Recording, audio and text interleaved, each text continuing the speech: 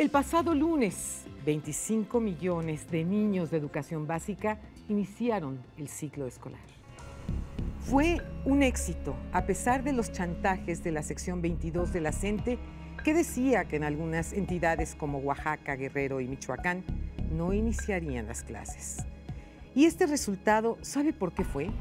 Bueno, pues por la sencilla razón de la oportuna recuperación del Instituto Estatal de Educación Pública de Oaxaca por parte del gobierno federal y estatal, aunado a las 15 órdenes de aprehensión que hay en contra de los líderes de la CENTE.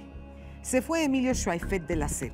Le tocó superar todos los obstáculos para sacar adelante la reforma más importante de los últimos años, la educativa. Entra al relevo Aurelio Nuño, quien tendrá el reto de implementarla en todo el país, a quien le deseamos desde luego la mejor de las suertes. Quédese conmigo esta noche. El programa va a estar muy bueno. Esto es Frente a Frente, periodismo con responsabilidad. Comenzamos.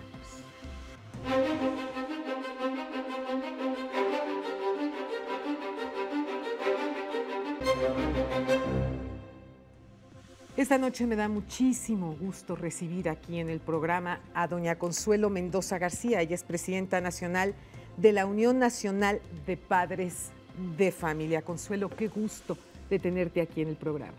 El gusto es para mí, Lolita. Buenas noches. Consuelo, vaya responsabilidad la que tú tienes en las manos de representar a todos los padres de familia, porque hay muchos padres de familia que están muy molestos aún, dado que han pasado pues muchos años en donde los niños pues no han tenido clases, particularmente en el estado de Oaxaca, en donde los maestros de la CENTE pues se dedicaban a hacer lo suyo y lo único que no atendían era precisamente la responsabilidad de educar a esos niños en las aulas. Así es, ciertamente durante muchos años los niños de Oaxaca no fueron respetados en uno de sus derechos más fundamentales, que es precisamente el derecho a la educación.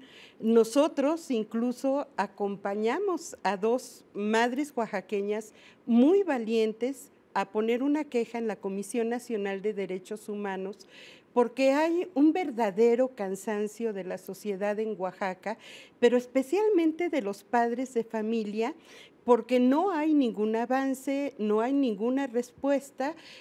Realmente la educación estaba secuestrada por este grupo de pseudomaestros y esto ponía en un nivel de discriminación a los niños y a los jóvenes oaxaqueños muy por abajo del nivel que ya de por sí no es muy bueno de educación en el resto de la República. En ese sentido, ahora que ya finalmente podemos hablar que los estados del sur pues ya está pues, prácticamente regularizado con el resto del país, ¿qué expectativas podemos tener para que todos esos niños, jóvenes hoy en día incluso, ¿verdad?, que han pasado y vivido a lo largo de todos estos años esa ausencia de los maestros, qué expectativas tienen reales para poderse poner a mano con el resto del país? Ciertamente será una labor que también tomará tiempo para poder equilibrar junto con los demás estados la educación en estos estados que están en tan bajos niveles. Pero, bueno, hoy ya se ha dado un paso que no se había dado. Se tomó una decisión quizá tardía, pero no por eso deja de ser aplaudible y además es un reclamo de la sociedad que yo te aseguro que no vamos a permitir como sociedad cansada, como sociedad que cada vez está exigiendo más y nos estamos organizando más, los buenos maestros, los buenos padres de familia, los buenos empresarios, que queremos un México mejor. Y respaldaremos al gobierno, respaldaremos a la Secretaría de Educación en todo lo que sea necesario, pero al mismo tiempo les exigiremos que se llegue hasta las últimas consecuencias, porque nunca más podemos permitir que un niño mexicano esté en rezago y esté al capricho de grupos que finalmente son grupos delictivos. Una de las cosas que nosotros vemos de manera permanente, sobre todo a través de las redes sociales, es el nivel de violencia que se vive hoy en día en México. Recibo cualquier cantidad de mensajes por parte de maestros y maestras que sí cumplen con su labor y con su responsabilidad y se quejan que muchas veces cuando tratan de llamarle la atención a alguno de sus alumnos, de manera inmediata llegan los padres de familia de ese niño y llegan a amenazar a los maestros, a gritonearle a los maestros delante de todos los alumnos. Es decir, se están llegando a un nivel de falta de respeto hacia los buenos maestros que nada nos ayuda como sociedad y a los estudiantes mismos. Es decir, yo siento que, y cabe recordar, cuando Ernesto Zedillo Ponce de León era secretario de Educación, se le ocurrió la brillante idea de remover la materia de civismo. No tiene idea del daño que nos hizo como mexicanos, porque finalmente la materia de civismo, como lo dice su propia definición, nos enseñaba a ser unos buenos ciudadanos, a tener respeto a las autoridades, a tener respeto a nuestros maestros, a saber que no podíamos pasarnos de la raya, porque finalmente formamos todos parte de una sociedad y nuestra responsabilidad es poder convivir en armonía. Un daño terrible, y yo, créeme, Consuelo, que te lo pido pues como madre de familia y como abuela, que ojalá, de verdad, se pudiera restablecer esta materia de civismo para que nuestros niños y jóvenes aprendan de verdad a conocer lo que es el respeto hacia las autoridades, el respeto a nuestros símbolos patrios, el respeto a los demás y podamos vivir en un ambiente de mayor armonía. Tienes toda la razón, Lolita, y creo que has puesto el dedo en la llaga. Estas generaciones que hoy se están convirtiendo en educadoras vienen de una generación en que se pensó que la instrucción era todo lo que necesitaba el niño dentro de las aulas y se olvidó la formación de buenas personas y de buenos ciudadanos, como tú dices.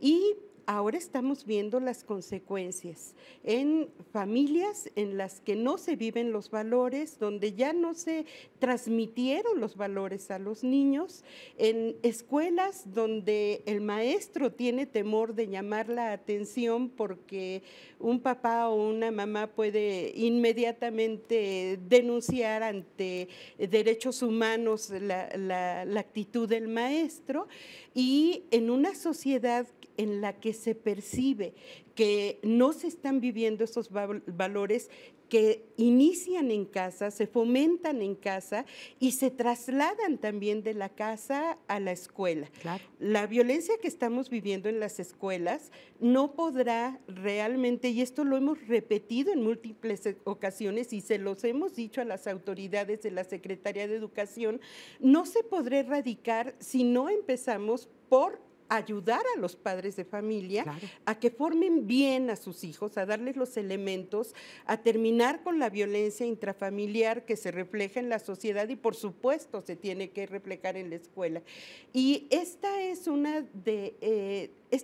de los retos más importantes y que debe contener el modelo educativo que tanto hemos esperado y que ojalá se convierta ya en una realidad, y es una petición a nuestro nuevo secretario de Educación, que tiene que ser un modelo humanista, en que el niño sepa que el aprender muchas matemáticas o mucho español no es suficiente, claro, si no se integra toda una educación que lo haga mejor persona, que le enseña a convivir con los demás, a construir la paz que tanto necesitamos y que tiene que ser a base del respeto a los demás, empezando por el respeto a la autoridad. Y después de esto, pues se convertirán en los ciudadanos que dentro de poco tiempo van a gobernar a nuestro país. Yo creo que lo que la gran mayoría de padres de familia tenemos en común es que amamos a nuestros hijos y queremos lo mejor para ellos. Y lo mejor para ellos muchas veces no coincide con lo que ellos quieren. Claro. En una sociedad que todo lo relativiza, que todo lo cosifica. Entonces, es muy importante, en primer lugar, empezar a trabajar con los padres de familia y hacer un binomio en el que los padres de familia entendamos que nuestros mejores aliados son los maestros y que la escuela, y vaya, es una oportunidad que ya tenemos desde hace muchos años y que Alonso Luján vio, ¿cómo no? En paz descanse, aquel gran secretario de Educación. Guapísimo, por cierto. Además de ser un gran académico y una mejor persona. Era un gran ser humano, y un sí. mejor padre de familia. Sí, ¿cómo no? Entonces, bueno, él impulsó mucho la participación de los padres de familia y a través de los consejos escolares. Y estos consejos escolares pueden ser una de las grandes soluciones, claro, para lograr la participación y hacer equipo, padres de familia y maestros. Los beneficiados serán los hijos. Claro. Entonces, tenemos que empezar a pensar en que el respeto, la solidaridad, la educación integral son la solución y tenemos que empezar a plantarla desde la base, que es la familia y es la escuela. Claro, por supuesto, esto tiene que ir totalmente de la mano, pero yo sí te repito, como madre de familia y como abuela, ojalá que haya posibilidad de solicitarle respetuosamente al secretario de Educación que vuelvan a implementar la materia de civismo. Sí, lo hemos solicitado y lo volveremos a solicitar.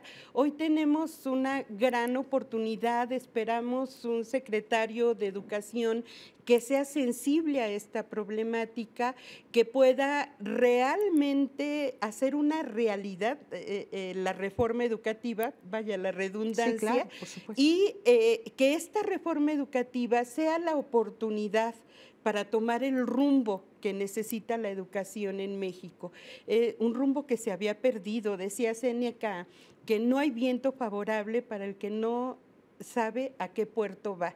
Y me parece que este es el tema de educación. Entonces, con un modelo educativo, con el apoyo a los padres de familia, con el reconocimiento a los buenos maestros, que los hay muchos más, por supuesto que sí, los que dan mal ejemplo. Así es. Podremos lograr juntos, todos, un mejor futuro en el tema de educación para nuestros hijos. Absolutamente. Muchísimas gracias, Consuelo, por haber estado conmigo. Mucho gusto, de verdad me siento muy contenta de poder compartir contigo estos momentos y estas ilusiones por un mejor México. Claro que sí, esperemos tener un mejor México para nuestros hijos y nuestros nietos. México vive tiempos de cambio, tiempos de dar la cara, tiempos para hablar frente a frente. Muy buenas noches.